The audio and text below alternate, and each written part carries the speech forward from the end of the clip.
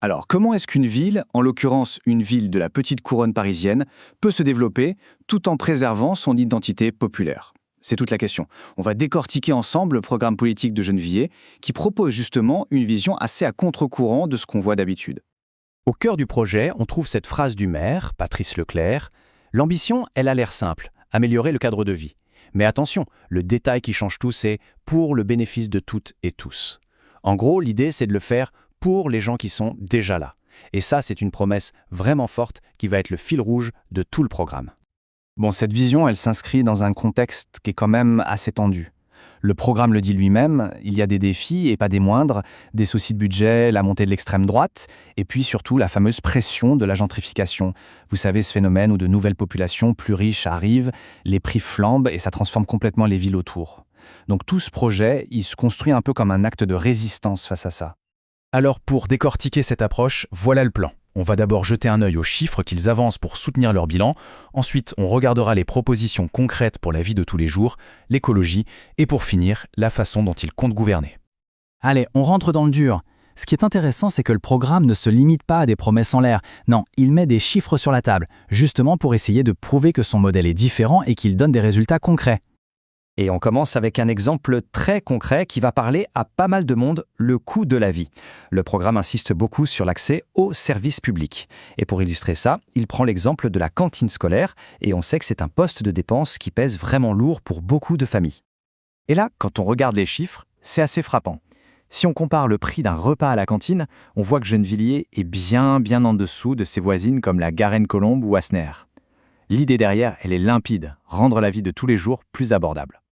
Là, on arrive à ce qui est sans doute l'affirmation la plus forte du programme, celle qui place vraiment la ville en opposition avec ce qui se passe autour. Alors que la gentrification est en train de tout changer en région parisienne, eh bien Gennevilliers revendique un développement qui, au contraire, protège ses habitants, surtout les classes populaires et moyennes. Et ce graphique, il est probablement le plus parlant de tous. Il compare l'évolution des classes sociales entre 2011 et 2022.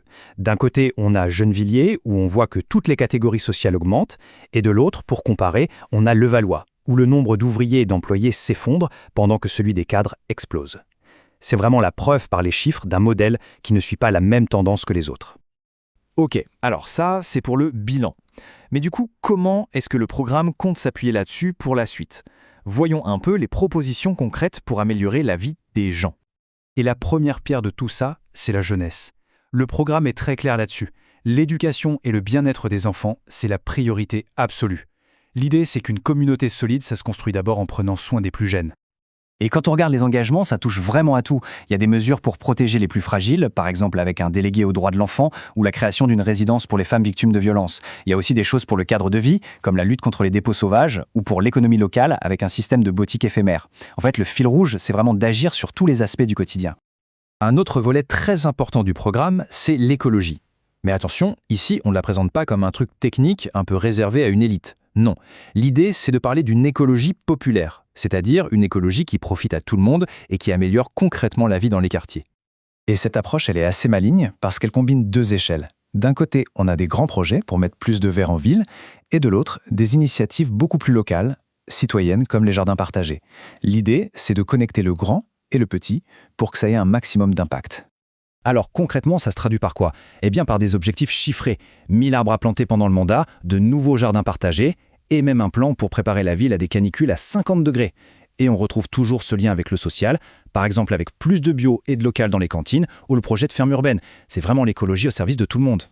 Mais un projet, ce n'est pas juste une liste d'objectifs, c'est aussi une méthode. Et sur ce point, le programme propose de changer de braquet, de passer du « faire pour les gens » à « faire avec les gens ». Ça implique de transformer la façon même de diriger la ville. D'ailleurs, cette image, elle incarne plutôt bien l'esprit de la proposition. On voit bien l'idée d'une démocratie plus directe, plus participative, où le dialogue entre les élus et les habitants est vraiment central dans la prise de décision. Le but, c'est de libérer ce que le programme appelle la créativité citoyenne. Et voici les outils qui sont proposés pour mettre ça en place, pour créer ce qu'ils appellent de nouveaux droits démocratiques. Ça va des consultations locales qui pourraient obliger la mairie à agir, à un vrai pouvoir de décision pour les assemblées de quartier. Il y aurait même un comité de citoyens pour vérifier que le programme est bien appliqué. Au fond, tout ça, ça se résume à une chose, un partage du pouvoir. Finalement, ce programme, il pose une question qui est fondamentale pour l'avenir de nos villes. Est-ce qu'on peut allier développement et justice sociale ? Est-ce qu'on peut améliorer une ville sans pour autant pousser une partie de ses habitants à partir? C'est tout le pari que fait Gennevilliers. Et c'est une question, bien sûr, dont la réponse intéresse bien au-delà de la ville elle-même.